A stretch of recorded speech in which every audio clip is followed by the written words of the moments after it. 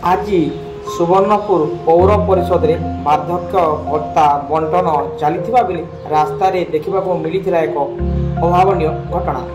सोनपुर पौर परिषद अंतर्गत मझीपड़ार नागपुड़ी साहू तांको आखि बिल्कुल दिशु नथिबा बेले बहुत हैरान हो रास्तार जाउथिले। परे परे केही जणे तांको हाथ धरी पौर परिषद अभिमुखे नहीं जाइथिले। से बहुत दिन हेब एमिति असुविधा आसुथुवा ओ पौर कर्मचारी तांको कार्यालय को आसी भत्ता नहीं जिबा कहिसंती कहि क्षोभ प्रकाश करथिले श्री साहू। ए विषय रे आम प्रतिनिधि पौर निर्वाही अधिकारी ऋषि माझी दृष्टिगोचर कला परे ए विषय रे अवगत नथिले। आगामी मासरू पौर कर्मचारी तांको उक्त हिताधिकारी पाखकु जाई भत्ता देबु कहिथिले।